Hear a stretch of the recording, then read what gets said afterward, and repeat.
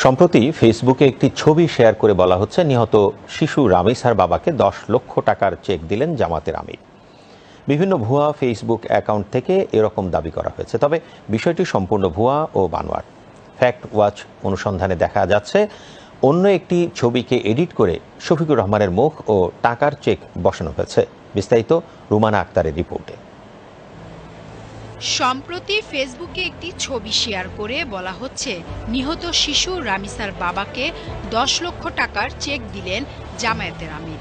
তবে ফ্যাক্ট ওয়াচের অনুসন্ধান দিচ্ছে ভিন্ন তথ্য। অনুসন্ধানে দেখা যাচ্ছে অন্য একটি ছবিকে এডিট করে শফিকুর রহমানের মুখ ও টাকার চেক বসানো হয়েছে।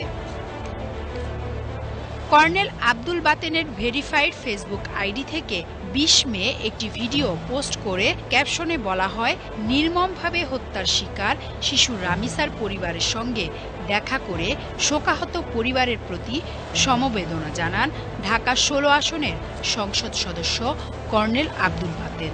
এই ভিডিওতে দেখা যায় নিহত শিশু রামিসার বাবা কথা বলছেন আর তাকে সান্ত্বনা দিচ্ছেন এক ব্যক্তি। অনুসন্ধানে দেখা যায় তিনি জামায়াতের ঢাকা ১৬ আসনের এমপি।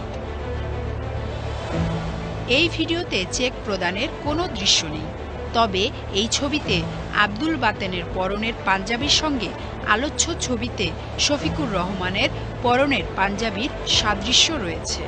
এছাড়া আলোচ্য ছবিটির অন্যান্য ব্যক্তি এবং ঘরের আবহের সঙ্গেও এই ভিডিওর মিল দেখা যায়। জামায়াতের আমিরের ফেসবুক আইডি অনুসন্ধান করে শিশু রামিসার মৃত্যু নিয়ে একটি পোস্ট পাওয়া যায়, তবে রামিসার পরিবারের সঙ্গে দেখা করতে যাওয়ার কোনো তথ্য অথবা ছবি সেখানে নেই।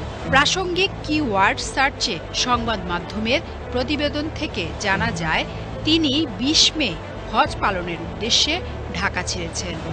সব তথ্য পর্যালোচনা করে দেখা যাচ্ছে যে রামিসার বাবার সঙ্গে এমপি আব্দুল বাতেনের সাক্ষাতের ভিডিও থেকে একটি ফ্রেম নিয়ে সেটিকে এডিট করে শফিকুর রহমানের মুখ বসিয়ে ফেসবুকে ছড়ানো হচ্ছে। ফলে সঙ্গত কারণে এ ধরনের পোস্টগুলোকে ভুয়া ও বিকৃত হিসেবে সাব্যস্ত করছে fact watch. Rumana Akter, BTV news.